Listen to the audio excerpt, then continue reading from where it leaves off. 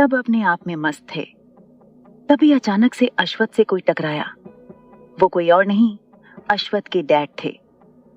वो सॉरी कह ही रहा था कि उसने देखा और चुप हो गया। सभी ने भी देखा। सब अजीब तरीके से मिस्टर आर्यन को घूर रहे थे। आदित्य, जिसने ओरियन का हाथ पकड़ रखा था, ओरियन साफ साफ महसूस कर रहा था कि आदित्य गुस्से में कांप रहा है।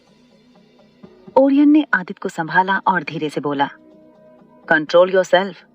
यहां हम कोई तमाशा नहीं कर सकते, बिग बॉस है ना। पर आदित्य, जिसका दिल बचपन में उसके पिता की वजह से बुरी तरह से टूट गया था, वो अभी तक संभला नहीं था। आदित्य एक प्योर और सॉफ्ट हार्टेड पर्सन था और फैमिली में सबसे ज्यादा उसे ही प्यार किया जाता था, क्योंकि उसे अब भी प्यार की जरूरत थी। भले ही वो एक काबिल वाइस प्रेसिडेंट था, पर उसका दिल बहुत सॉफ्ट था और मिस्टर आर्यन उसके दिल में एक कांटे की तरह थे। जब भी वो उनके सामने आते थे, उन्हें मिस्टर आर्यन के दिए कभी नहीं भूलने वाले जख्म याद आ जाते थे। उनकी मां की मौत के जिम्मेदार उनके पिता थे। उनके पिता ने पूरे परिवार को तकलीफें और दर्द ही दिया था। आदित्य के कोमल मन में इसका बहुत बुरा इफेक्ट पड़ा था, क्योंकि वो अपने पिता से बहुत प्यार करता था। पर मिस्टर आर्यन ने जो किया, उसके बाद उसका दिल टूट गया। उनकी वजह से वो बेघर हो गए थे। अश्वथ के कंधों पर छोटी एज में ही बड़ी जिम्मेदारी के बोझ आ गिरे थे। वो जब भी मिस्टर आर्यन को देखता, पैनिक हो जाता था। वो बहुत दर्द में रहता था। मिस्टर आर्यन वो कांटे थे जिसे उसके दिल से निकाल कर फेंकना बहुत मुश्किल काम था। जब जब वो सामने आते, उसके दिल के घाव हरे हो जाते थे। अश्वथ ने अपने फोन को देखा और बोला, दादाजी हमारा वेट कर रहे होंगे, चलो यहां से। खड़े क्यों हो? तो सब होश में आए और सब अश्वथ के पीछे पीछे चले गए। वो मिस्टर आर्यन को इग्नोर करके चले गए थे। जयना जल्दी से मिस्टर आर्यन के पास आई और बोली, देखिए, वो लोग आपको इज्जत भी नहीं दे सकते। हमें पसंद नहीं करते तो नहीं करते, आपको तो रिस्पेक्ट दे सकते हैं ना, आखिर आप उनके पिता हैं। तो चरन्या मन में बोली, ओ गॉड, मेरी मॉम, क्या वो चाहती है कि वो अपनी बाहें फैलाकर बोले, डैड आपने जो भी किया सही किया है। और रेयान को देखने लगी, जो बहुत सैड लग रहा था। चरन्या बोली, आर यू ओके? तो रेयान ने एक गहरी सांस ली और बोला, मॉम आखिर चाहती क्या है? बार बार डैड को इतना तकलीफ क्यों देती हैं? और डैड सहते क्यों रहते हैं? तो चरन्या कुछ नहीं बोली। वो अंदर ही अंदर बहुत दर्द महसूस कर पा रही थी। चरन्या को अचानक एम्यूजमेंट पार्क वाला किस्सा याद आया। जब वो अपने बेटे के साथ गई थी, तो अश्वथ और बाकी सब भी गए थे और एक लड़की भी साथ में थी। और तो और अश्वथ उस लड़की पर बहुत प्यार बरसा रहा था। वो सोचने लगी, वो लड़की हो कौन सकती है, क्योंकि अश्वथ हमेशा से लड़कियों से दूर रहता था और ज्यादा से ज्यादा उसकी दोनों बहनें ही उसके करीब थीं। वो मन में बोली, क्या वो लड़की उसकी गर्लफ्रेंड थी या फिर उसकी किसी दोस्त की बहन? चरन्या अब जानती थी, अगर उसने उसकी माँ को ये बात बताई तो उसकी माँ फिर से कोई घटिया गेम प्लान करेगी, और वो अब ऐसा कुछ नहीं चाहती थी, क्योंकि 8 साल पहले के इंसिडेंट से उसे अच्छा खासा सबक मिल गया था। दादाजी ने पर्सनली उसे अच्छा सबक सिखाया था। उसकी अक्ल ठिकाने आ गई थी। मिस्टर आर्यन ने एक लंबी गहरी सांस ली, फिर वो दूसरी तरफ चले गए। जयना ये देखकर हैरान थी, वरना मिस्टर आर्यन उसकी हर बात मानते थे, लेकिन कुछ दिनों से वो उसमें काफी बदलाव देख पा रही थी। वो मन में बोली, आखिर हो क्या रहा है? तारुष ने मेरी बातों पर रिएक्ट नहीं किया। How is this possible? वो गुस्से में दांत पीसने लगी। ये उसके लिए उसके गाल पर एक जोरदार तमाचे की तरह था। सब लोग कार में शांत बैठे थे। एक भयानक शांति पसरी हुई थी। आदित्य, जो खुद को संभालने की पूरी कोशिश कर रहा था, और अश्वथ अंदर ही अंदर अपने गुस्से को शांत करने की कोशिश कर रहा था। बाकी सब भी खुद को नॉर्मल कर रहे थे। अभ्रम मन में बोला, पता नहीं भगवान आप क्या चाहते हो। क्या आप इनको इतनी तकलीफ देकर थक नहीं गए हो जो दिए जा रहे हो? हम सब फील कर सकते हैं कि दोनों भाई कितने तकलीफ में हैं। आप उनके साथ कुछ अच्छा कर ही नहीं रहे हो। आप मिस्टर आर्यन को टपका क्यों नहीं दे रहे? साली मुसीबत ही खत्म। वो मन ही मन मिस्टर आर्यन, उसकी वाइफ, उसके बच्चों को 1000 गालियां दे रहा था, क्योंकि वो अश्वथ का बचपन का दोस्त था। हालांकि वो अश्वथ से 2 साल छोटा था, पर उसका बेस्ट फ्रेंड था। वो अश्वथ को तकलीफ में देख नहीं सकता था। वो हमेशा से यही दुआ करता था कि मिस्टर आर्यन हमेशा हमेशा के लिए इस दुनिया से चले जाएं। उसे बहुत तकलीफ होती थी जब वो अश्वथ को तकलीफ में देखता था। अभ्रम अश्वथ का बेस्ट फ्रेंड था।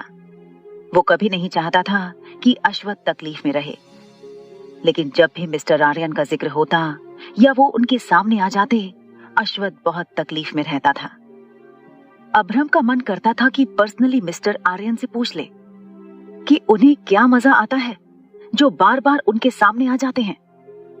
आखिर दादाजी ने उन्हें सारी दौलत तो दे दी थी ना, भले ही वो कैसे भी करके अपनी जिंदगी गुजार रहे थे, और आज जब वो रिच हैं तो क्यों बार बार सामने आकर उनको तकलीफ पहुंचाते हैं। उसका मन करता था कि सबको एक साथ किसी रॉकेट में बांधकर दूसरे ग्रह में पहुंचा दे। फिर वो लोग आर्यन पैलेस पहुंचे। आदित्य काफी हद तक खुद को संभाल चुका था, पर अश्वथ, जो बाहर से बहुत काम लग रहा था, अंदर से ठीक नहीं था। वो सीधे कार से निकलकर अंदर चला गया। बाकी भी चले गए। अश्वथ जब भी परेशान होता था तो वो टेरेस में चला जाता था, लेकिन आज उसे टेरेस में भी शांति नहीं मिल पा रही थी। बहुत देर तक वहां रहने के बाद वो अपने रूम में आया। टिया, जो अश्वथ की पार्टी में जाने की खुशी में उसके पूरे बेड में हाथ पैर फैलाकर सोई थी और बड़ी फनी लग रही थी, उसके चेहरे से साफ पता चल रहा था कि वो बहुत खुश है और गहरी नींद में है। अभी रात के 2 बज रहे थे, मतलब अश्वथ 1 घंटा सो सकता था, लेकिन उसने देखा कि इतने बड़े किंग साइज बेड में उसकी क्यूट सी वाइफ अकेली ही सोई हुई है, और इधर उधर 2 बड़े बड़े आदम कद सॉफ्ट टेडीज भी सुला रखे हैं। अचानक से उसे हंसी आ गई और उसके अंदर का गुस्सा भी शांत हो गया। वो मन में बोला, क्या इसे मेरे ना होने से बहुत खुशी होती है? और उसके पास गया। उसके चेहरे पर उसके हेयर आ गए थे। उन्हें हटाने लगा तो टिया नींद में ही कसमसाते हुए दूसरी तरफ करवट लेकर सो गई और एक इंसान के सोने के लिए जगह बन गई। अश्वथ ने अपना लॉन्ग कोट और सूट निकाल कर रखा और अपनी नेक टाई भी निकाली और अपने शर्ट के 2 बटन खोले और अपनी स्लीव्स को भी लपेट लिया। शूज तो उसने पहले ही निकाल दिए थे और स्लीपर पहन लिए थे। वो लेट गया और अपने हाथ को अपने माथे पर रखने लगा। तभी टिया ने उसकी तरफ करवट ली और उसके चेस्ट पर अपना सिर रखा और उसकी कमर को पकड़ते हुए वो नींद में बड़बड़ा रही थी, रॉकी, पता है आज बहुत दिनों बाद मैं अकेले बेड पर सो रही हूँ, कितनी शांति है। और मुस्कुराने लगी। अश्वथ ने अपने साइड में रखे टेडी को देखा, जिसका नाम टिया ने रॉकी रखा था। अश्वथ को एक बात अच्छे से पता चल गई थी कि टिया नींद में बड़बड़ाती रहती है। वो सोचने लगा कि इसका क्या मतलब है, मेरे ना होने से अच्छी नींद आती है और रहने से क्या जागती रहती है? लेकिन कभी तो ऐसा नहीं हुआ।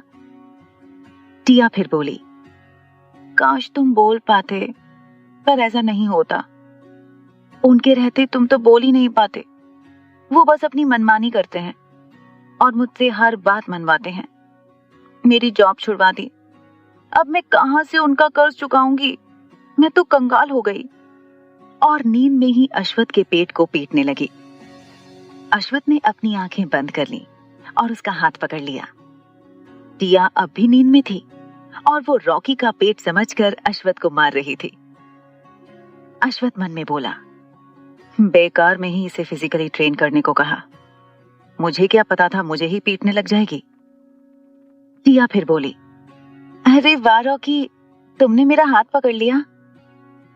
और नींद में ही अश्वथ के सीने को किस कर लिया और अपना हाथ छुड़ाकर रॉकी का सिर समझकर अश्वथ के गाल को थपथपाने लगी और बोली, तुम भी सो जाओ, सो जाओ। अश्वथ ये देखकर हैरान था कि वो अभी उसे टेडी समझ रही थी। अश्वथ ने कुछ नहीं किया और अपनी आंखें बंद कर लीं। सुबह के 5 बजे ना टिया उठी थी और ना ही अश्वथ। आज दोनों के दोनों ही सो रहे थे, पर खिड़की की तरफ से चिड़ियों की चहचहाहट सुनाई दे रही थी। टिया अश्वथ के सीने में अपना सिर छुपाने लगी। अश्वथ भी उठने के मूड में बिल्कुल नहीं था। उसे भी नींद आ रही थी और उसने टिया को कसकर पकड़ रखा था। वो उसी के साथ दूसरी तरफ पलटा, जिसकी वजह से टिया को कुछ अजीब फील हुआ और वो अपनी आंखें खोलने पर मजबूर हो गई और बड़ी मुश्किल से अपनी आंखें खोली और आंखें खोलते ही उसे अपने हैंडसम हबी का हैंडसम फेस दिखाई दिया। फिलहाल वो सपना समझकर आंख बंद करके सो गई, लेकिन अचानक से दोबारा आंख खोलकर देखा, उसे अश्वथ दिखाई दिया। उसने अश्वथ की कमर में जोर से चिकोटी काटी। अश्वथ चिल्लाते हुए उठा और बोला, क्या कर रहे हो? तो टिया बोली, आप सच में हो? आप कब आए? तो अश्वथ वापस बेड पर लेट गया और टिया को अपने ऊपर लेटाया। उसने टिया के सिर को केयरफुली अपने शोल्डर पर रखा।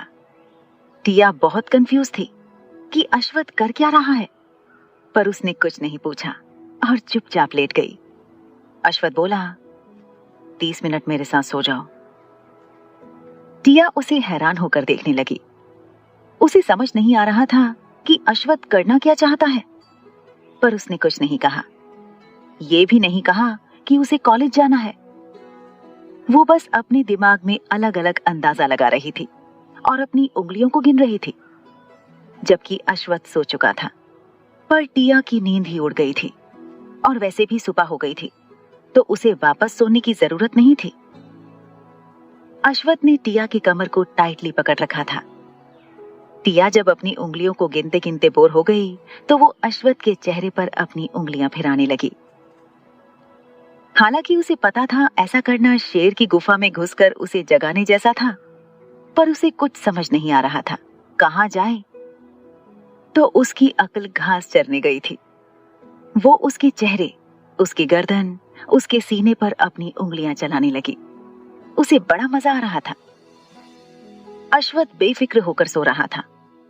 ऐसा नहीं था कि उसे नहीं पता था कि टिया क्या कर रही है, पर उसे अच्छा लग रहा था। वरना तो अगर कोई लड़की उसे छू ले तो वो उस लड़की को ऐसे घूरता था जैसे उसे जिंदा जला देगा। पर यहाँ ये सब उसकी क्यूट सी वाइफ कर रही थी। टिया अश्वथ के फेस को ध्यान से देखने लगी। वो एक जौहरी की तरह देख रही थी, जैसे अश्वथ कोई हीरा हो। टिया अश्वथ को पहली बार इतनी करीब से और ध्यान से देख रही थी। उसे फील हो रहा था कि अश्वथ एकदम परफेक्ट है। उसका फेस भी परफेक्ट था, इवन उसकी पूरी बॉडी परफेक्ट थी। टिया उसकी बंद आंखों को, उसकी नाक को, उसके गालों को छू रही थी।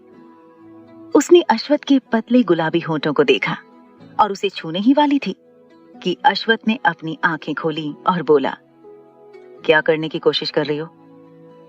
तो टिया के हाथ बर्फ की तरह जम गए और वो डर गई और मन में भगवान को याद करने लगी। वो खुद को कोसते हुए बोली, मेरी अक्ल घास चरने गई थी। जरूर अभी सर बोलेंगे कि मैं उनके नींद में होने का डिसएडवांटेज ले रही थी। और अपना हाथ वापस खींच रही थी कि अश्वथ ने अपने हाथ से उसके हाथ को पकड़ लिया। तो टिया और ज्यादा डर गई। वो अपनी सफाई में कुछ कहना चाहती थी, लेकिन जैसे ही उसने कुछ कहने के लिए मुंह खोला, उसके गले से एक आवाज तक नहीं निकली। उसकी हिम्मत ही नहीं हो रही थी। अश्वथ ने अपनी उंगलियों से टिया की उंगलियों को जकड़ लिया था। ये देखकर टिया अपनी आंखें फाड़कर अश्वथ को देखने लगी। वो मन में सोचने लगी, अश्वथ करना क्या चाहते हैं? वो कुछ बोल ही रही थी कि अचानक से अश्वथ ने रोल किया और टिया नीचे आ गई और अश्वथ उसके ऊपर। टिया उसे हैरान होकर देख रही थी। अश्वथ अपना मुंह उसके कान के पास ले जाकर बोला, क्या तुम मुझे किस करने का सोच रही थी? ये सुनकर टिया के गाल शर्म से गुलाबी हो गए। टिया अश्वथ की गर्म सांसों को अपनी गर्दन पर महसूस कर पा रही थी। वो पहली बार ऐसा महसूस कर रही थी। अश्वथ की गर्म सांसों ने उसकी पूरी बॉडी में सिहरन पैदा कर दी थी। टिया का एक हाथ अश्वथ की पीठ पर था और दूसरा अश्वथ ने जकड़ रखा था। अश्वथ ने उसे देखा। उसके गाल शर्म के मारे गुलाबी हो गए थे।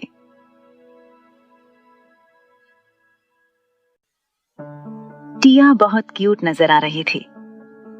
अश्वथ के दिल में अचानक से हलचल होने लगी। वैसे तो अश्वथ का अपने दिल और दिमाग दोनों पर पूरा कंट्रोल था, पर टिया को ऐसे देखकर उसका कंट्रोल कहीं खोसा गया था।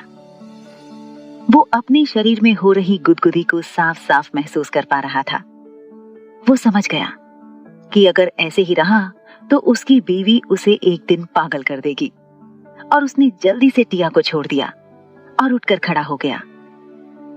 टिया उसके ऐसा करने से हैरान थी, पर वो भी जल्दी से उठ गई और ऐसे एम्बैरेसमेंट से बचने के लिए वो अपने दोनों टेडी को देखने लगी। अश्वथ बोला, तुम आज कॉलेज नहीं जा रही हो, तुम्हें आज किसी की पेंटिंग बनानी है। तो ये सुनकर टिया ने उसे सिर उठाकर देखा तो अश्वथ बोला, कोई प्रॉब्लम? तो टिया ने ना में सिर हिलाया। फिर अश्वथ बाथरूम में चला गया और दरवाजा बंद करके खुद पर काबू पाने की कोशिश करने लगा। टिया भी खुद को नॉर्मल करने की पूरी कोशिश कर रही थी। खुद को एक चपत लगाने से रोक न सकी और बोली, What are you doing? और सर भी ना जब देखो तब मेरे क्लोज आते रहते हैं। और फिर खुद को एक और चपत लगाकर बोली, अरे वो तो मेरे हस्बैंड हैं, और भले ही उनका 1 करोड़ का मुझ पर लोन है, पर मुझे तो उनके साथ हमेशा रहना है। और चुप हो गई। फिर वो मन में बोली, क्या मैं भी ऊटपटांग सोचती रहती हूँ? मैं क्यों चाहती हूँ कि वो मेरे साथ रहें, मेरे क्लोज रहें? गॉड, क्या हो रहा है? और अपने सिर को पीटने लगी। अश्वथ शावर ले रहा था। वो मन में बोला, अगर ये बात अब अभ्रम या आदित्य को पता चली तो दोनों मेरा खूब मजाक उड़ाएंगे। नहीं, ऐसा नहीं हो सकता। और शावर बंद किया और बाथरोब पहनकर बाहर आया। टिया भी उसी वक्त अपने दोनों टेडी को उनकी जगह पर रखकर अपने हाथ झाड़ रही थी। अश्वथ बोला, जाकर नहा लो। इतना कहते ही टिया ऐसे बाथरूम में घुस गई कि अगर थोड़ी सी भी देर हो गई तो बिजली चली जाएगी। अश्वथ उसे देखता रह गया। फिर उसने जोर से अपना सिर झटका और क्लोजेट रूम में चला गया। उसने टिया के लिए कपड़े निकाले और उसे बेड पर रख दिया और खुद क्लोजेट के अंदर चला गया, अपने वाले क्लोजेट रूम में। वहां 2 क्लोजेट रूम थे। टिया भी जल्दी से ब्रश करके फ्रेश होकर नहा धोकर बाथरोब पहनकर बाहर आई और अपने कपड़े लेकर अंदर बाथरूम में फिर चली गई और कपड़े पहनकर बाहर आई। उसने एक सफेद रंग की शर्ट पहन रखी थी और नीचे ब्लैक रंग की स्कर्ट पहन रखी थी जिसकी लेंथ घुटने तक थी।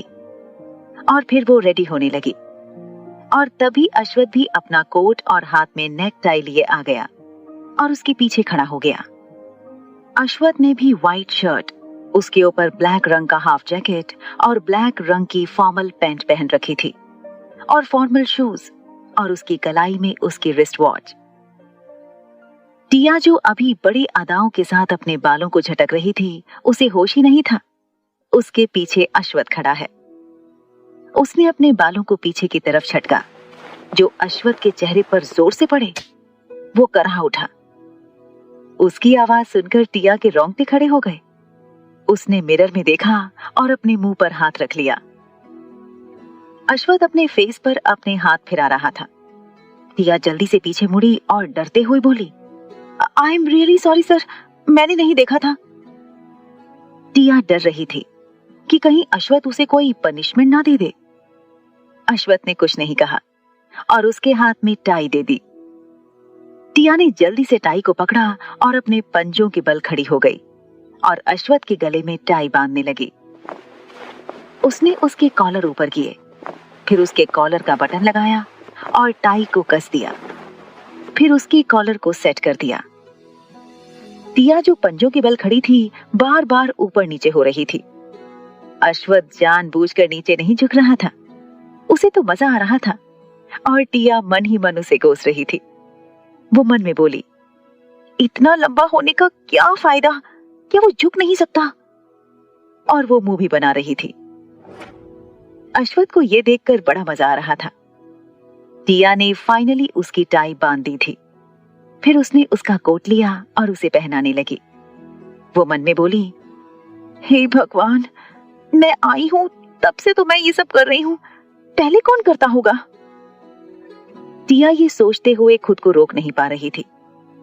टिया ने कोट पहना दिया। अश्वथ ने क्लोजेट के मिरर में ही अपने हेयर सेट कर लिए थे और परफ्यूम भी लगा लिया था। फिर भी वो मिरर में खुद को देखने लगा।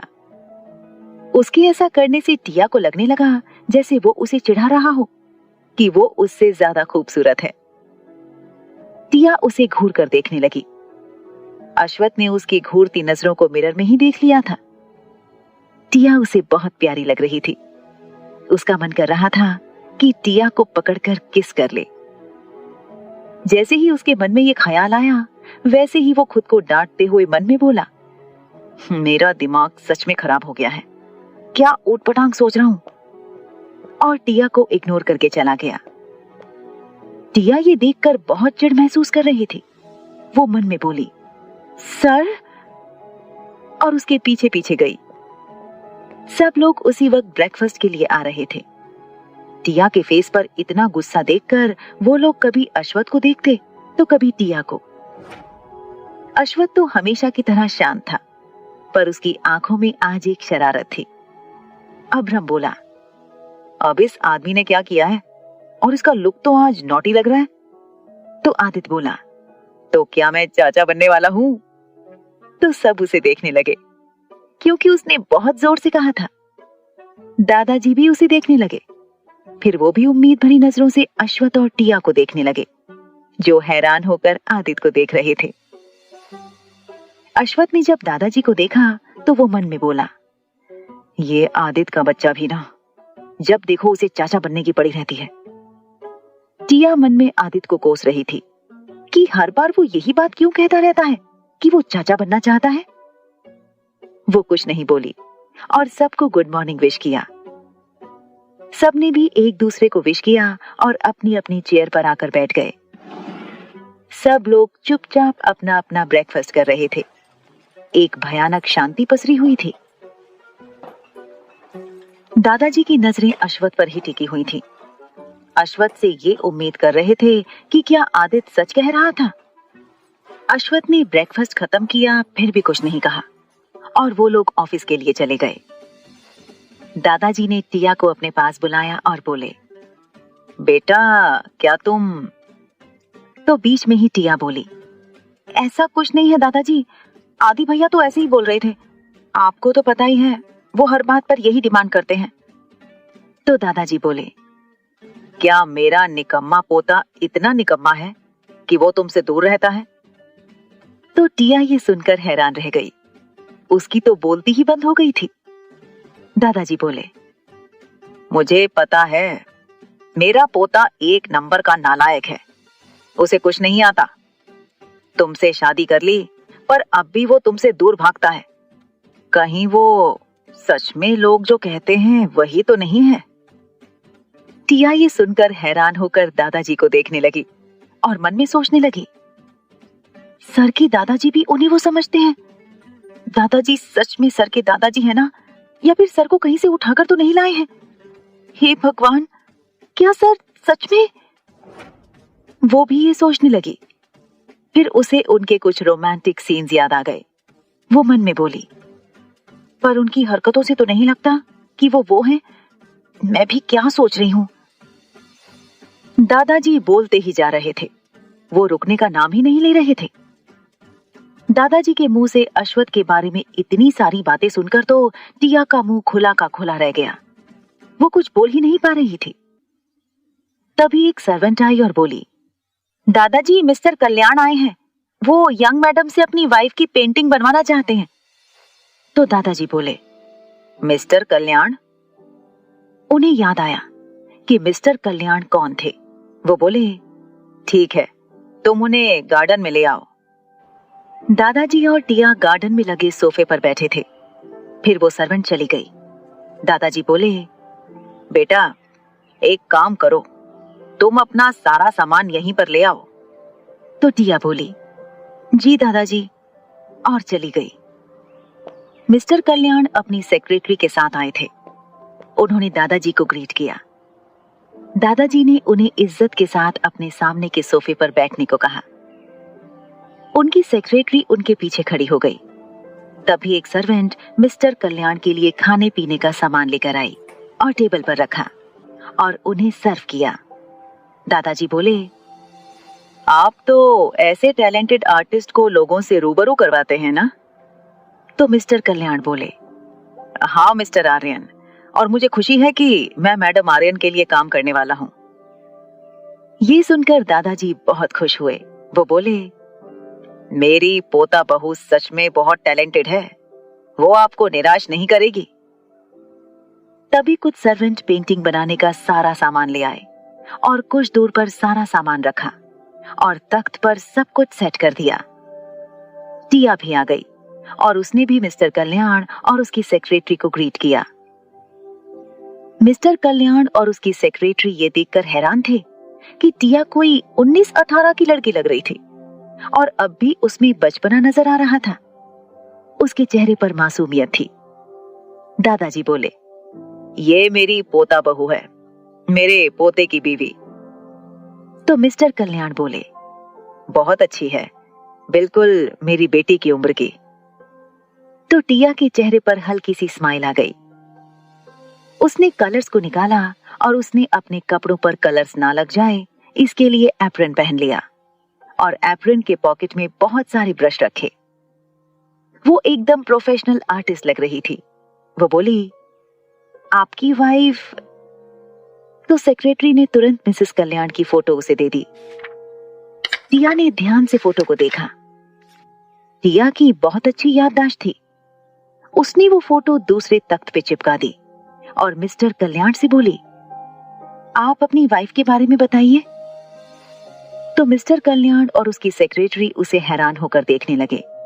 टिया बोली, मैंने कुछ गलत कह दिया क्या? तो दादाजी बोले, मेरी पोता बहू का कहने का मतलब है कि आप अपनी वाइफ के बारे में बताइए, उनका व्यवहार कैसा था आपके प्रति और सब कुछ। मेरी पोता बहू तस्वीर देखकर नहीं बनाती, बल्कि इंसान का मन और अच्छे आचरण देखकर बनाती है। तो मिस्टर कल्याण को समझ आ गया और वो अपनी बीवी के बारे में बताने लगे। वो शुरू से बता रहे थे, जब से उनकी शादी हुई थी। टिया के हाथ भी उतनी ही तेजी से चल रहे थे। वो एक झलक तस्वीर को देख लेती और मिस्टर कल्याण की बातों को सुनती रहती। मिस्टर कल्याण की सेक्रेटरी तो आंखें फाड़कर टिया को देखे जा रही थी। वो लोग तस्वीर को तो नहीं देख रहे थे क्योंकि तख्त तो उनकी तरफ था।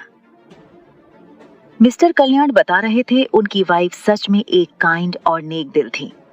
उनके कहने पर ही उन्होंने अपने देश के आर्टिस्ट को और देश की कला को आगे बढ़ाने का बिजनेस स्टार्ट किया था, जिससे टैलेंटेड लोगों को उनकी पहचान मिल सके, जिसके वो हकदार हैं।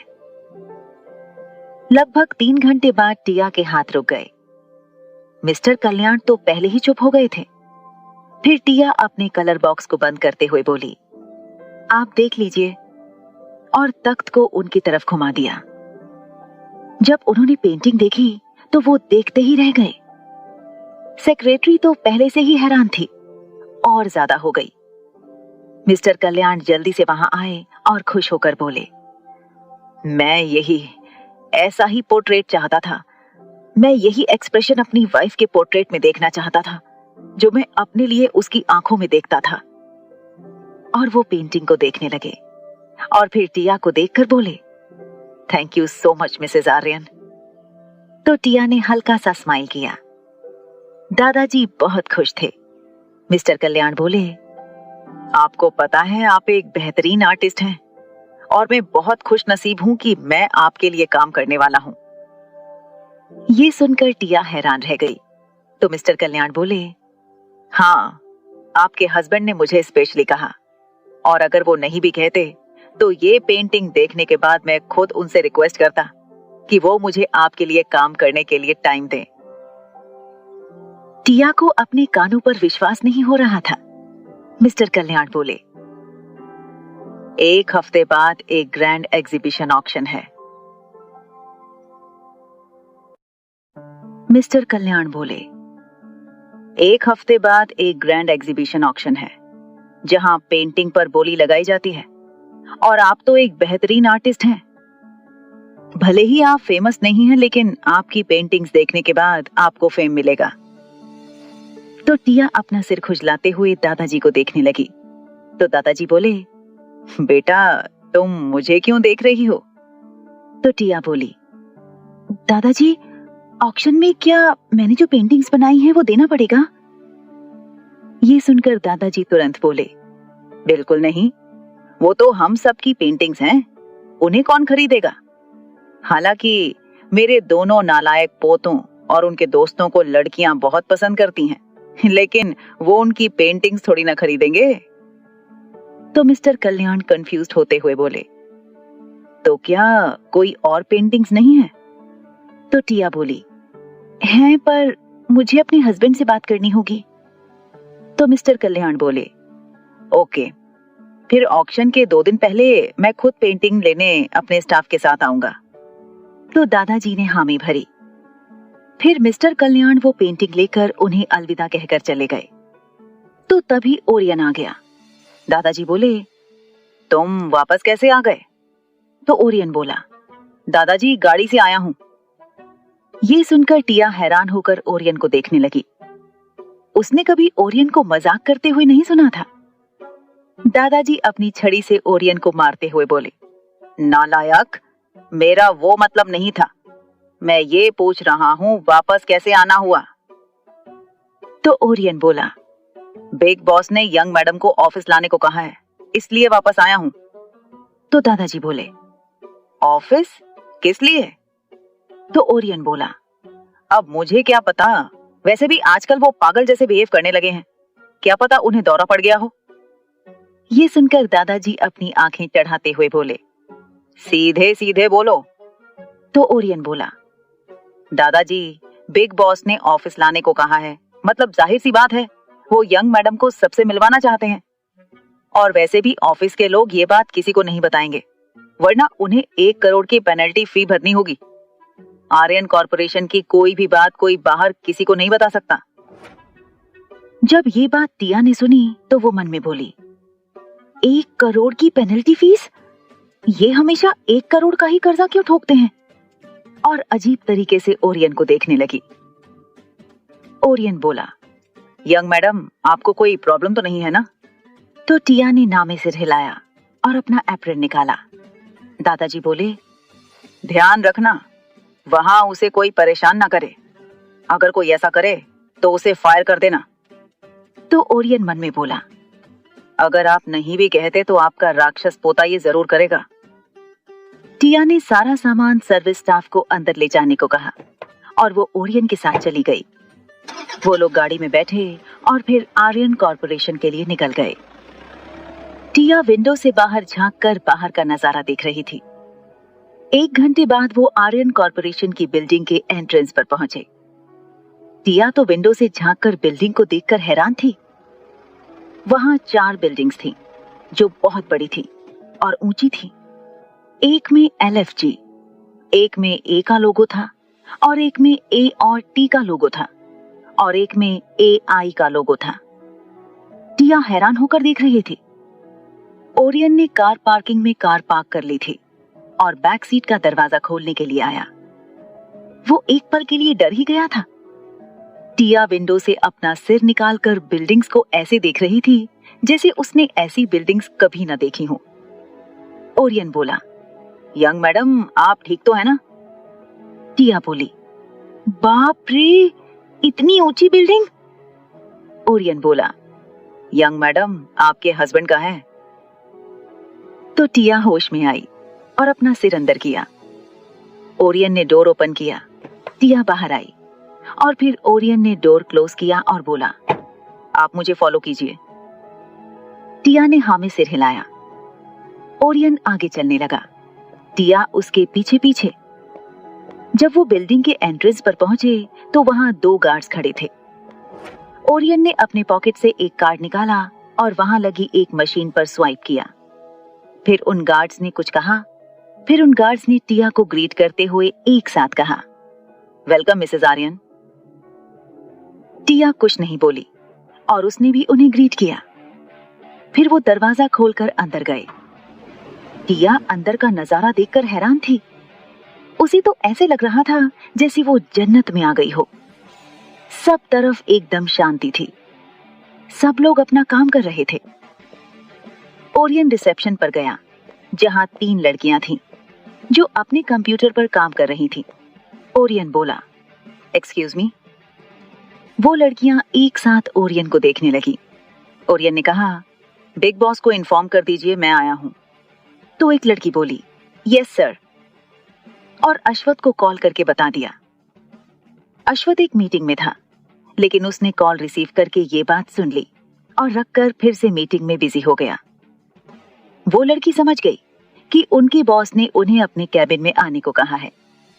बाकी 2 लड़कियां अपना काम छोड़कर टिया को देख रही थीं। उस लड़की ने भी टिया को देखा। वो लोग उसे देखते रह गए।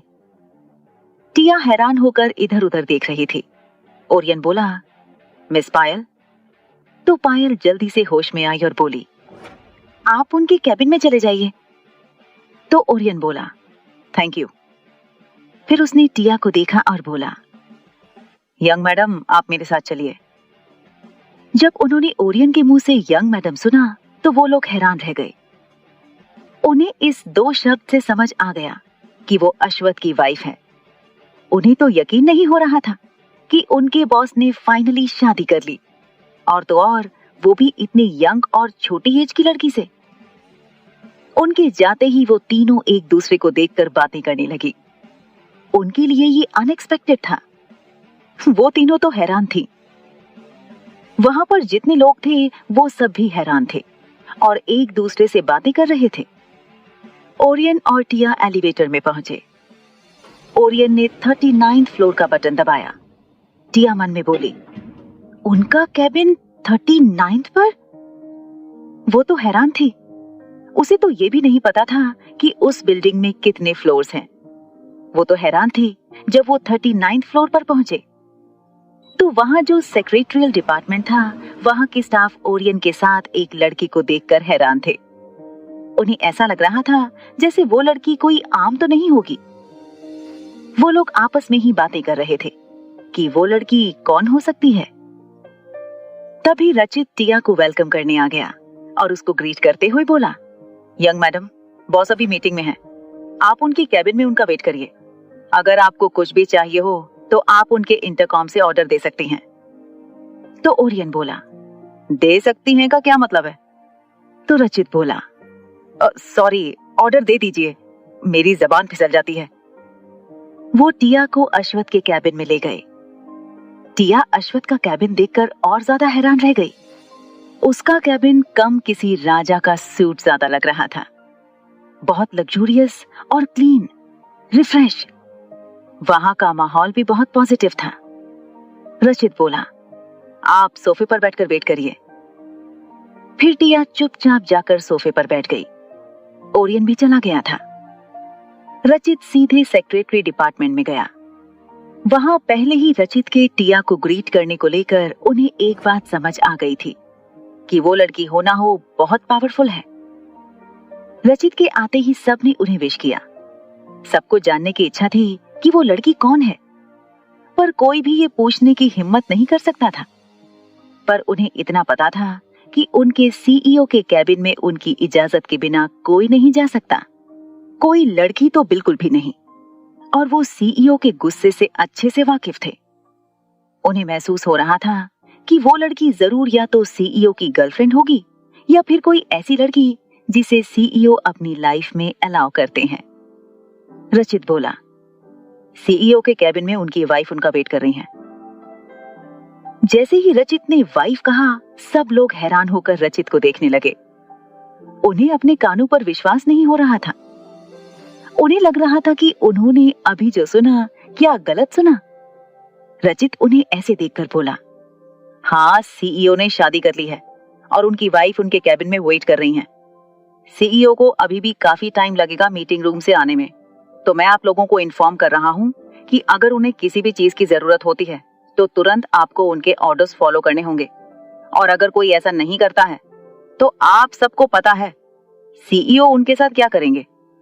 आप लोगों को उनके खाने पीने की चीजों का भी ख्याल रखना होगा, या कहूँ तो सीईओ की वाइफ को नाराज करना मतलब सीईओ को नाराज करना होगा।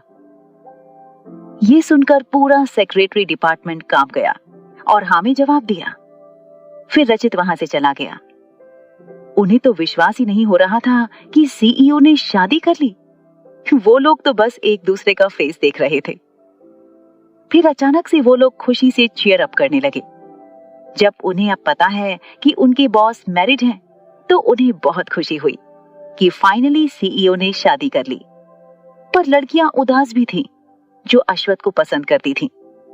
उन्हें पता था कि वो अश्वथ के आमने सामने भटकने के भी लायक नहीं थी, फिर भी वो उसे पसंद करती थी, चाहे अश्वथ कैसा भी था। अब तक बहुत सारे डिपार्टमेंट में ये खबर पहुंच चुकी थी कि अश्वथ ने शादी कर ली है और उसकी वाइफ आर्यन कॉर्पोरेशन आई है।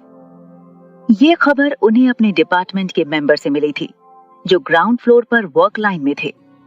उन्हें भी विश्वास नहीं हो रहा था, पर यह सच था, और कुछ डिपार्टमेंट इससे बेखबर थे, क्योंकि हर डिपार्टमेंट को किसी दूसरे डिपार्टमेंट को ये न्यूज देने के लिए मना किया गया था।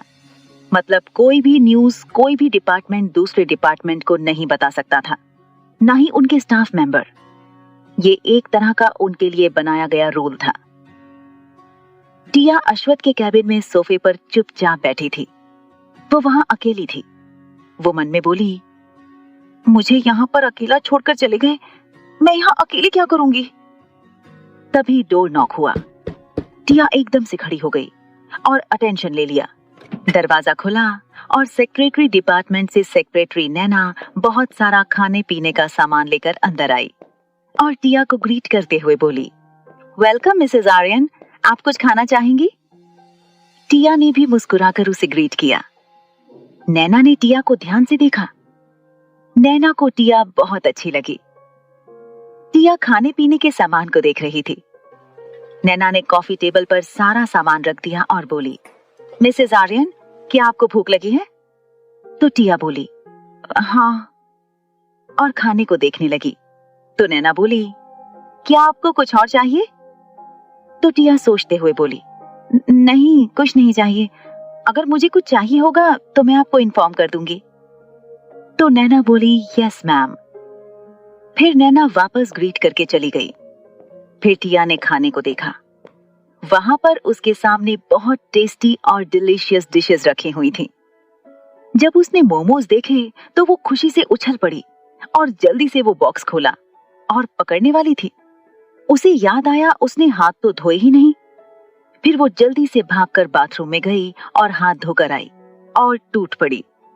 वो नहीं चाहती थी कि अश्वथ आ जाए और उसे ये सब खाने से मना कर दे, पर उसे नहीं पता था कि अश्वथ ने ही वो सब उसके लिए ऑर्डर करवाया था।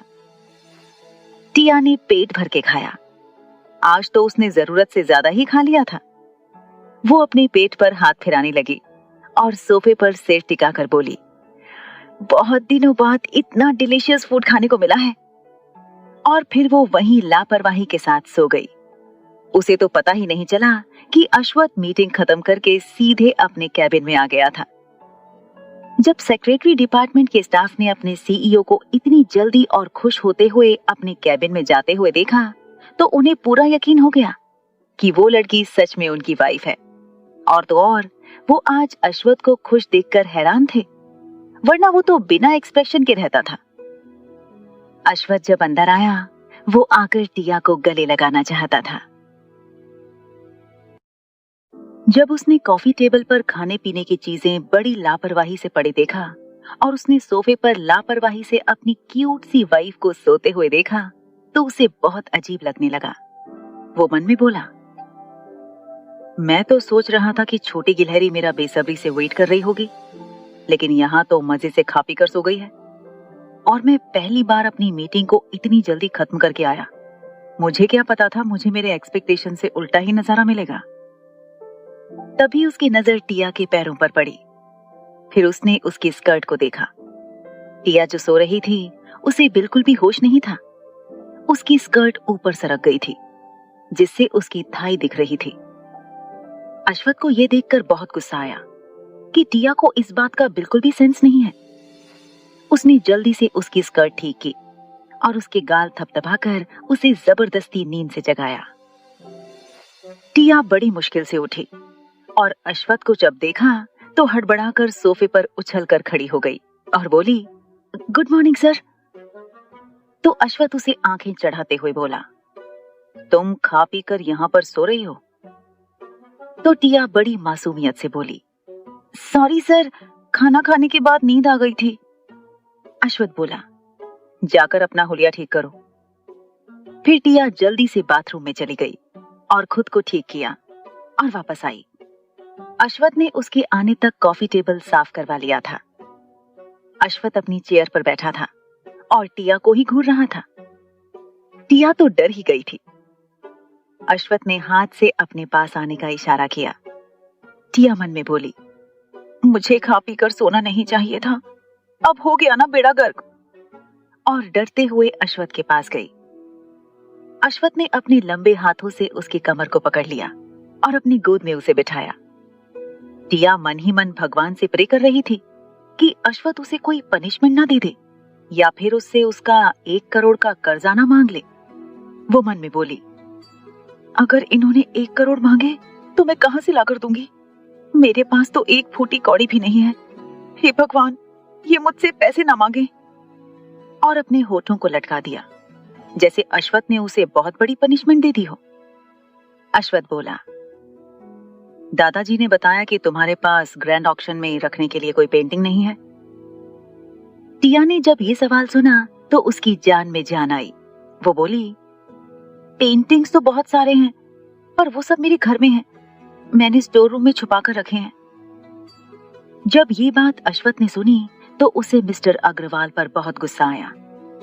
उसने अपना फोन निकाला और सेल्वन को कॉल किया और बोला, तुरंत अग्रवाल हाउस जाओ और स्टोर रूम से सारी पेंटिंग्स लेकर आओ।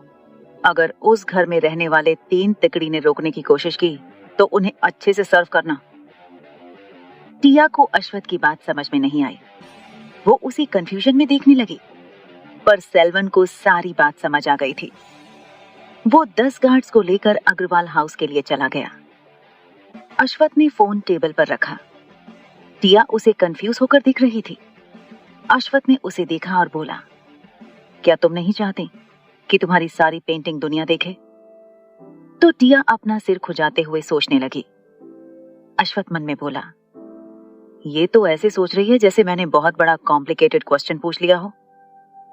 और उसने टिया के फोरहेड पर टैप करते हुए बोला, इसमें इतना सोचने वाली क्या बात है? तुम्हारा ड्रीम है ना अपनी मॉम की तरह बनना। तो टिया उसे हैरान होकर देखने लगी। वो मन में बोली, इन्हें कैसे पता चला कि मेरा ड्रीम मेरी माँ की तरह बनना है? अश्वथ ने उसके मन की बात जान ली और उसके होठों पर मुस्कान आ गई और उसने टिया के गालों को पिंच करते हुए बोला, तुम सच में सिली हो, यू सिली गर्ल। तो टिया ये सुनकर अजीब सा मुंह बनाने लगी। वो धीरे से बोली, I am not a silly girl. तो अश्वथ की हंसी छूट गई। इससे टिया और चिढ़ गई और थोड़ा हिम्मत करके गुस्सा दिखाते हुए बोली, आप हमेशा मुझे बुली करते रहते हो, इट्स नॉट फेयर। तो अश्वथ उसे अजीब नजरों से देखने लगा और बोला, मैंने कब तुम्हें बुली किया है? और अपनी एक आईब्रो ऊपर उठाई, जैसे वो टिया का मजाक उड़ा रहा हो। टिया कुछ नहीं बोल पाई। तो अश्वथ अपना मुंह उसके कान के पास ले जाकर बोला, बताओ। उसकी आवाज सुनकर टिया सिहर उठी और हकलाते हुए बोली, आपने। तो अश्वथ बीच में ही बोला, बेवकूफ लड़की, मुझे ब्लेम करना बंद करो, समझी? और उसके गाल को पिंच किया। तो टिया उसे घूरने लगी। तभी डोर नॉक हुआ और सेक्रेटरी राव अंदर आया। दरअसल वो अश्वथ को इन्फॉर्म करने आया था कि उसे एक और मीटिंग अटेंड करनी है, जिसके लिए वो लेट हो रहा है। पर जब उसने अपने बॉस की गोद में बैठी लड़की को देखा और अपने बॉस को देखा, तो उसे पछतावा होने लगा कि वो कुछ देर बाद क्यों नहीं आया। उसने अश्वथ के जवाब का वेट नहीं किया और अंदर घुस गया। वो बोला, I am really sorry CEO, और बाहर जाने के लिए पीछे मुड़ा। टिया भी एम्बैरेसमेंट फील कर रही थी। वो भी उठने की कोशिश कर रही थी, पर अश्वथ ने उसे उठने ही नहीं दिया। अश्वथ बोला, रुको। तो राव रुक गया और उनकी तरफ पलटा और नजरें नीचे झुका ली। वो हैरान था कि सीईओ किसी लड़की के साथ इतने अच्छे से भी पेश आ सकते हैं। और तो और उन्होंने तो सीधे अपनी वाइफ को अपनी गोद में बिठा रखा था। उसे बड़ा अजीब लग रहा था। उनका सीईओ एक ऐसा इंसान था जिसकी जिंदगी में कोई लड़की नहीं थी। वो किसी वैरागी इंसान की तरह था जिसे लड़कियों से कोई मतलब नहीं, बस उसे अपने बिजनेस से ही मतलब था। और तो और उसके सेक्रेटरी, मैनेजर सब लड़के ही थे। वो भी उसे गे ही समझता था। उसे लगता था कि अश्वथ को लड़कों में दिलचस्पी है, पर ये देखने के बाद उसकी सोच बदल गई। अश्वथ बोला, कोई प्रॉब्लम है? तो राव बोला, सीईओ आप मीटिंग के लिए लेट हो रहे हैं। तो अश्वथ ने अपनी रिस्ट वॉच देखी और बोला, ठीक है, जाओ मैं आता हूं। फिर राव ये सुनते ही रफू चक्कर हो गया और अश्वथ ने फाइनली टिया को छोड़ा। टिया खड़ी हो गई और अश्वथ भी, पर अश्वथ ने जाने से पहले टिया को उसकी कमर से पकड़ा और उसे उठाकर अपनी चेयर पर बिठा दिया। टिया हैरान होकर देख रही थी। अश्वथ बोला, मेरे आते तक यहीं बैठे रहना, इधर से उधर होने की कोई जरूरत नहीं। और अगर तुम्हें बोर लगे तो यहाँ पर तुम्हारे लिए कुछ ब्लैंक पेपर हैं और कलर्स भी। चाहे तो तुम ड्राइंग कर सकती हो, पेन भी है, कुछ लिख भी सकती हो। चाहो तो बुक शेल्फ से बुक निकाल कर पढ़ सकती हो। तो टिया ने टेबल पर डॉक्यूमेंट फाइल जैसा देखा। अश्वथ ने उसी में बहुत सारे ब्लैंक पेपर और कलर पेंसिल्स रखवाए थे। टिया ने हाँ में सिर हिलाया। फिर अश्वथ उसके सिर को सहलाते हुए बोला, अगर कुछ चाहिए हो तो मेरे इंटरकॉम से ऑर्डर दे देना। तो टिया हाँ बोली। फिर अश्वथ चला गया। टिया एक डिसिप्लिन स्कूल की बच्ची की तरह चुपचाप चेयर पर बैठी रही, अपना फोन चलाने लगी। वो गेम खेल रही थी। फिलहाल तो वो अपने हिसाब का गेम खेल रही थी जिसे वो जीत सकती थी। वो रॉयल प्रिंसेस रन गेम खेल रही थी। काफी देर तक खेलने के बाद वो बोर होने लगी। फिर उसने अपना फोन रखा और फिर वो फाइल खोली और एक कलर पेंसिल के पैकेट को खोला और ड्राइंग करने लगी। वो स्केच बना रही थी, वो भी अपने हस्बैंड का। वो पूरे कंसंट्रेशन के साथ स्केच बना रही थी। लंच टाइम भी हो गया। ऑफिस के सारे स्टाफ कैंटीन में लंच करने के लिए जाने लगे। तभी रिलेशन डिपार्टमेंट की मैनेजर मंदिरा एक फाइल लेकर सीईओ के कैबिन की तरफ आने लगी। सेक्रेटरी डिपार्टमेंट को साफ साफ अश्वथ ने कहा था कि कोई भी उसकी गैर मौजूदगी में उसके कैबिन में ना जाए। वो भी जानते थे उसका अंजाम क्या हो सकता है जब अंदर सीईओ की वाइफ हो। नैना और राव जल्दी से मंदिरा के पास गए और उसे गुड आफ्टरनून विश किया। नैना बोली, मैनेजर मंदिरा, आप सीईओ के कैबिन में क्यों जा रही हैं? आपको पता है ना, उन्हें बिल्कुल पसंद नहीं है कि कोई उनके कैबिन में जाए। तो मैनेजर मंदिरा, जो किसी एक्ट्रेस से कम खूबसूरत नहीं थी, वो हंसते हुए बोली, सेक्रेटरी नैना, शायद तुम भूल रही हो, सीईओ को बाकियों का आना पसंद नहीं है, मेरा नहीं, और मैं तो काम से आई हूँ। तो राव बोला, सीईओ तो मीटिंग रूम में है, आप कैबिन में क्या करेंगी? तो मंदिरा बोली, ऑफ कोर्स वेट करूंगी। नैना और राव ने उसे रोकने की बहुत कोशिश की, लेकिन मंदिरा ने एक नहीं सुनी और अंदर चली गई। मंदिरा की फैमिली का स्टेटस बहुत बड़ा था। वो भी हाई सोसाइटी से बिलोंग करती थी और वो अश्वथ को बहुत पसंद करती थी और उसका दिल जीतने के लिए ही आर्यन कॉर्पोरेशन को ज्वाइन किया था। वो रिलेशन डिपार्टमेंट की मैनेजर थी। वो सच में काबिल थी। जैसे ही मंदिरा अंदर गई, उसकी नजर टिया पर पड़ी। टिया को होश ही नहीं था, वो तो स्केच बनाने में लगी थी। मंदिरा ने जब अश्वथ की चेयर पर एक लड़की को बैठे देखा और एक डॉक्यूमेंट फाइल के पेपर में पेंसिल से कुछ करते देखा तो उसे बहुत गुस्सा आया। ये बात सबको पता थी कि सीईओ अश्वथ की वाइफ आई है, पर रिलेशन डिपार्टमेंट वालों को इस बात की बिल्कुल भी खबर नहीं थी। मंदिरा गुस्से में चिल्लाकर बोली, हाउ डेयर यू, तुम हो कौन और तुम्हारी हिम्मत कैसे हुई प्रेसिडेंट अश्वथ की चेयर में बैठकर उनके इंपॉर्टेंट फाइल के साथ खेलने की? जब टिया ने आवाज सुनी तो वो एकदम से चौंक गई और सिर उठाकर देखा। मंदिरा उसे देखकर बोली, दिखने में तो तुम कोई कॉलेज की लड़की लगती हो। तुम्हारी इतनी औकात कि तुम सीईओ की चेयर में बैठी हो? चलो जल्दी से उठ जाओ। टिया डर गई थी। वो उठ ही रही थी कि उसे अश्वथ की बात याद आई कि चेयर से बिल्कुल नहीं उठना है। वो वापस बैठ गई। तभी मंदिरा खुद आई। उसे बड़ा गुस्सा आ रहा था कि उसके कहने पर भी टिया चेयर से उठने का नाम नहीं ले रही है। वो उसकी बाह पकड़कर उठाकर खींचते हुए बोली, तुम हो कौन जो प्रेसिडेंट की चेयर पर बैठी हो? अगर उसकी कोई फ्रेंड भी हो तो तुम्हें ये नहीं पता क्या कि अश्वथ को जब ये बात पता चलेगी कि तुम उसकी गैर मौजूदगी में उसकी चेयर पर बैठी हो और तो और उसकी डॉक्यूमेंट फाइल में पेंसिल वर्क कर रही थी, क्या तुम्हें नहीं पता? क्या तुम बेवकूफ हो जो एक इंपॉर्टेंट फाइल के पेपर्स में ये सब कर रही हो? क्या तुम्हें इतनी भी समझ नहीं है?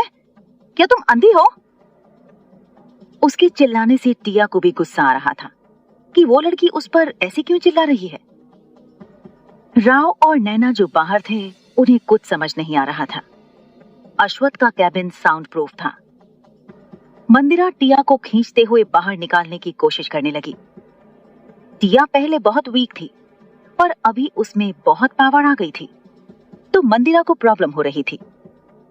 टिया ने टेबल को कसकर पकड़ रखा था और मंदिरा उसे खींच रही थी। मंदिरा को बहुत गुस्सा आया। वो बोली, यू ब्लडी बिच, तुम्हारी इतनी हिम्मत? तुम्हें तो मैं आर्यन कॉर्पोरेशन से धक्के मारकर बाहर निकलवाऊंगी। अपने आप को समझती क्या हो? और टिया को धक्के के साथ छोड़ा, जिससे टिया टेबल से टकरा गई। उसकी कमर को टेबल बहुत जोर से लगा था।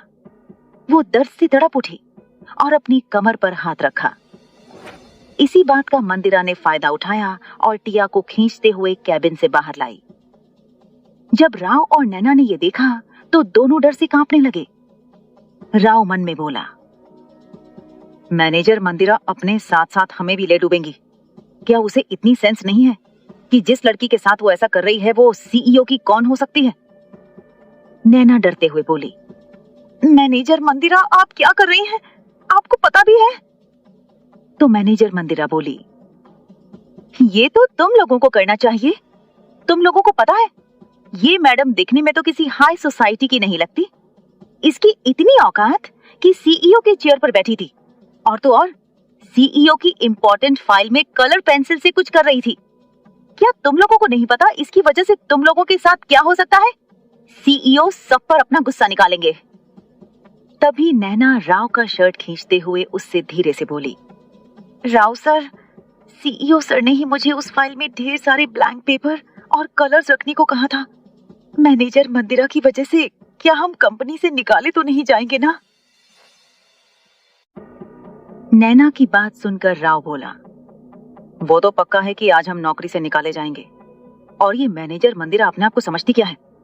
खुद तो अपनी जॉब से हाथ धोएगी और हमें भी अपने साथ ले डूबेगी। मंदिरा ने टिया को धक्का दिया। टिया फर्श पर गिर पड़ी। उसकी आंखें गुस्से से लाल हो गईं।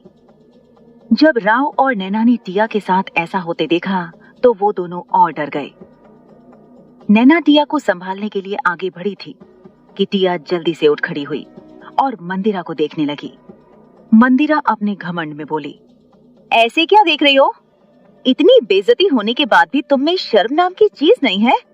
चुपचाप निकलो यहाँ से। नैना बोल ही रही थी कि उसने और राव ने टिया को देखा।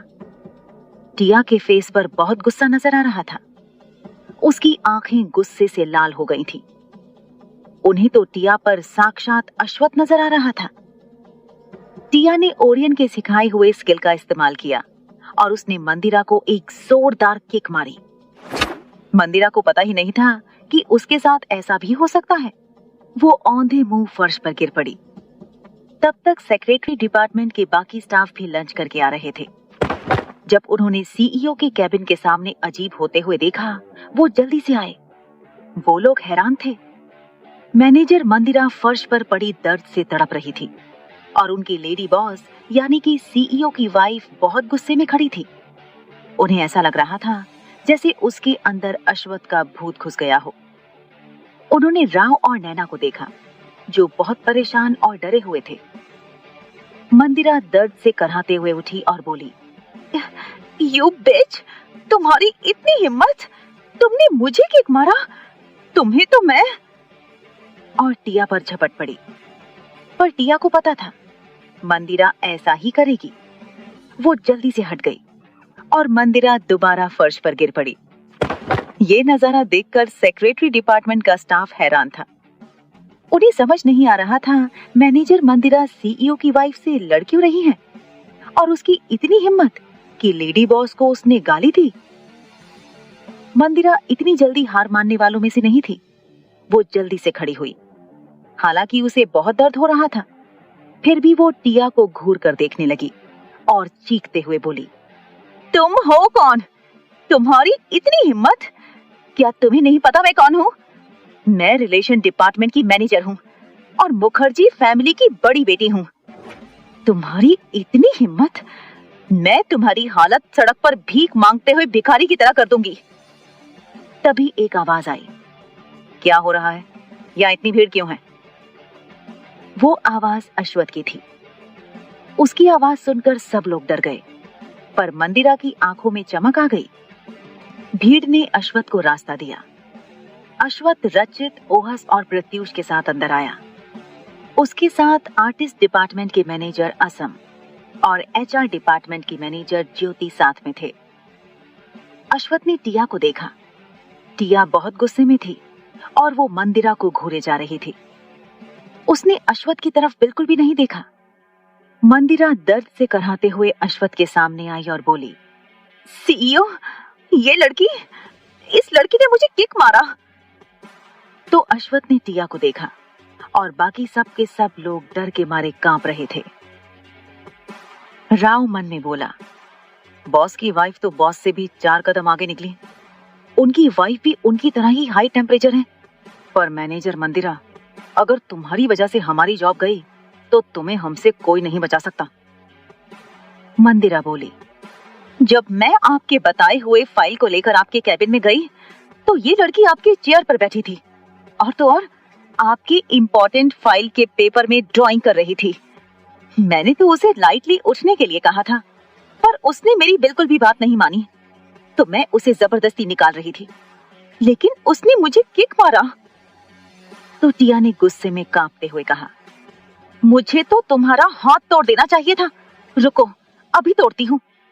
और अपनी टांग मारने के लिए उठाया ही था कि अश्वथ ने उसका पैर पकड़ लिया। सब लोग ये देखकर हैरान थे। मंदिरा बोली, सीईओ, ये फिर से मुझे। तो अश्वथ टिया का पैर आराम के साथ छोड़ते हुए बोला, तुम्हें कब से इतना गुस्सा आने लगा? तुम तो ऐसी नहीं थी। ये सुनकर मंदिरा हैरान रह गई। उसे कुछ समझ नहीं आ रहा था कि आखिर ये हो क्या रहा है। टिया बोली, इसने मुझे धक्का दिया और तो और मेरा फाइल भी फेंक दिया। तो मंदिरा बोली, सीईओ, वो। तो अश्वथ बोला, सीसीटीवी में देख लेते हैं। कुछ देर बाद कंप्यूटर स्क्रीन पर सीसीटीवी रिकॉर्डिंग चलने लगी। अश्वथ ने जब मंदिरा को टिया के साथ बुरा बर्ताव करते देखा तो उसका खून खौलने लगा। मंदिरा डर गई थी कि अश्वथ ने टिया को डांटा क्यों नहीं। राव डरते हुए बोला, बॉस। तो अश्वथ गुस्से में बोला, मैंने क्या कहा था कि मेरी गैर मौजूदगी में मेरी वाइफ को कोई प्रॉब्लम नहीं होनी चाहिए, कहा था ना। अश्वथ ने चिल्लाकर कहा। सब डरकर कांपने लगे। मंदिरा हैरान थी। उसे यकीन नहीं हो रहा था कि टिया अश्वथ की वाइफ है। अश्वथ ने शादी कर ली है। अश्वथ ने टिया को अपनी चेयर पर बिठाया। टिया मंदिरा को घूर रही थी। मंदिरा कह ही रही थी कि अश्वथ बोला, मेरी बीवी के साथ तुमने ऐसा करने की हिम्मत की? क्या तुम सच में बेवकूफ हो? मेरी चेयर पर बैठी थी, मतलब समझ जाना चाहिए था कि वो कौन हो सकती है। मंदिरा डर से कांपने लगी। वो कुछ बोलना चाहती थी, पर अश्वथ के गुस्सैल चेहरे को देखकर कुछ नहीं बोल पाई। उसने टिया को देखा, जो अश्वथ की सीईओ चेयर पर बैठी थी। उसे टिया से जलन हो रही थी। उसे अब भी यकीन नहीं हो रहा था कि वो लड़की जिसे उसने पता नहीं क्या क्या कहा, वो अश्वथ की वाइफ है, उनकी लेडी बॉस। और तो और, अश्वथ जो औरतों से दूर रहता है, वो अपनी वाइफ के लिए इतना गुस्सा कर रहा है। मंदिरा हिम्मत करके बोली, सीईओ, मुझे पता नहीं था। तो नैना, जो अब तक चुप थी, वो बोल पड़ी, सर, हम मानते हैं कि हमारी गलती की वजह से ये सब हुआ है, लेकिन हम मैनेजर मंदिरा को बताना चाहते थे। उन्होंने हमारी बात बिल्कुल भी नहीं सुनी।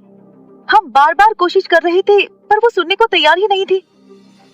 तो अश्वथ बोला, मैं तुम दोनों को जॉब से नहीं निकालूंगा, पर तुम दोनों का इस महीने का बोनस और सैलरी काट रहा हूं।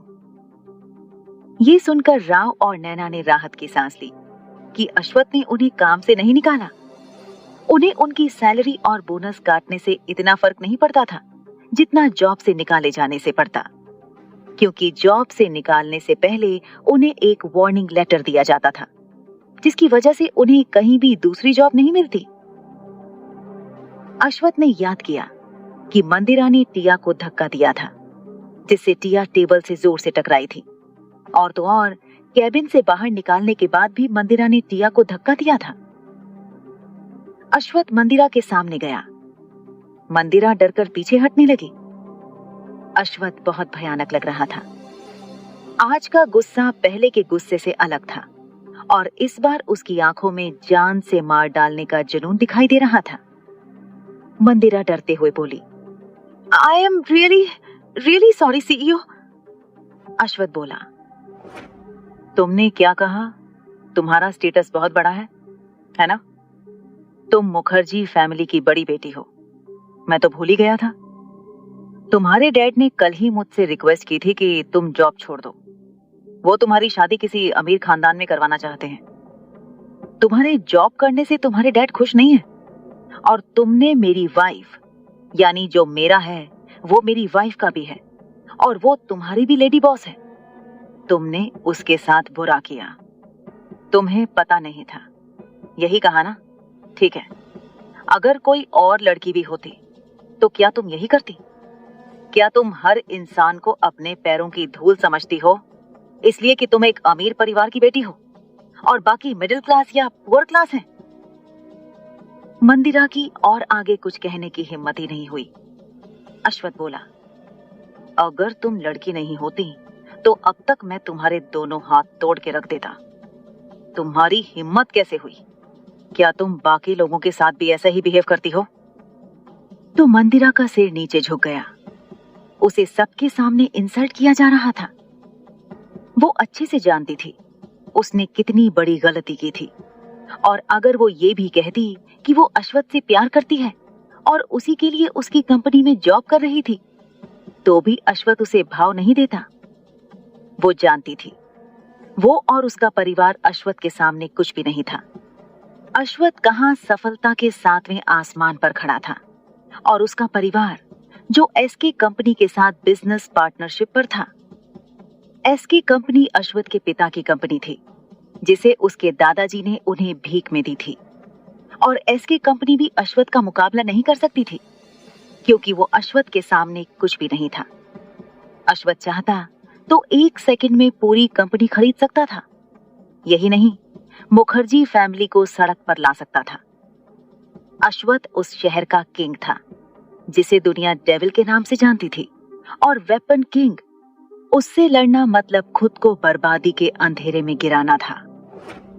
अश्वथ बोला, मुझे पता है तुम मुझे पसंद करती हो और मुझसे शादी करने के सपने देखती हो, और यही सपना पूरा करने के लिए तुमने मेरी कंपनी में जॉब अप्लाई किया था ना? तुम्हें क्या लगता है मैं तुमसे शादी करता, जबकि मुझे पता है तुम कैसी हो।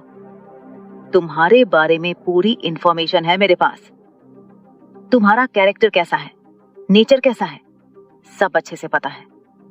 तुम उन लड़कियों में से हो जो किसी चीज को पाने के लिए किसी भी हद तक जा सकती है। तुमने जॉब पाने के लिए एक और कैंडिडेट थी, उसके साथ क्या किया था ये भी पता है। और तुम्हें जानकर खुशी होगी कि पूरा सबूत मैंने अपने एजेंट को पुलिस को देने को कह दिया है। और तुम सोच रही होगी ना, जब मुझे सब पता था मैंने तुम्हें जॉब क्यों दिया? मैं देखना चाहता था कि तुम क्या क्या कर सकती हो, लेकिन तुमने तो मेरी वाइफ पर ही। फिर वो रचित को बिना देखे ही बोला, मैनेजर मंदिरा का रेजिग्नेशन लेटर रेडी करो और जॉब से निकाल दो। वैसे तो पुलिस कुछ देर बाद आ ही जाएगी, आई प्रॉमिस। मैं तुम्हें जेल से निकलने नहीं दूंगा और तुम्हारे अमीर परिवार को भी तुम्हारे किए की सजा भुगतनी होगी। प्रत्युष, तुरंत मुखर्जी परिवार के शेयर्स खरीद लो। तो प्रत्युष बोला, यस बॉस, और चला गया। सब लोग डर के मारे कांप रहे थे। मंदिरा अचानक से घुटनों पर आ गई और रोने लगी और अश्वथ से ऐसा ना करने के लिए भीख मांगने लगी, जबकि उसे पता था उसने जो किया था उसके लिए पुलिस उसे कभी भी नहीं छोड़ती। उसने अपनी कॉम्पिटिटर जिया को स्टेयर्स से धक्का दिया था, जिससे जिया के सिर पर काफी गहरी चोटें आई थीं। और तो और वो 6 महीने तक कोमा में रही और कुछ दिन पहले ही उसे होश आया था। माया को 6 महीने हो गए थे काम करते हुए। मंदिरा रोते हुए बोली, ये सब मैंने आपके लिए किया सीईओ, मैं आपको पसंद करती हूँ। जब ये टिया ने सुना तो उसके दिल में दर्द होने लगा, उसे गुस्सा आने लगा। वो ये समझ नहीं पा रही थी, पर उसे मंदिरा पर बहुत गुस्सा आ रहा था। उसका मन कर रहा था कि वो उसे मार डाले। अश्वथ बोला, पर मैं तुम्हें पसंद नहीं करता और तुम्हें लगता है कि तुम मेरे घर की एक सर्वेंट भी बन सकती हो। अपनी हरकतें देखो, तुम अब भी अपने परिवार का नाम लेकर लोगों को डराती रहती हो। तभी 2 पुलिस ऑफिसर भी आ गए। उन्होंने अश्वथ को ग्रीट किया और बिना देर किए मंदिरा को पकड़कर घसीटते हुए ले गए। पर इतने से अश्वथ सेटिस्फाई नहीं हुआ था। वो बोला, उसके कारनामे कल हेडलाइन में आने चाहिए और मिस जिया को जॉब दो। तो रचित बोला, यस बॉस, मैं अभी उनको इन्फॉर्म कर देता हूं।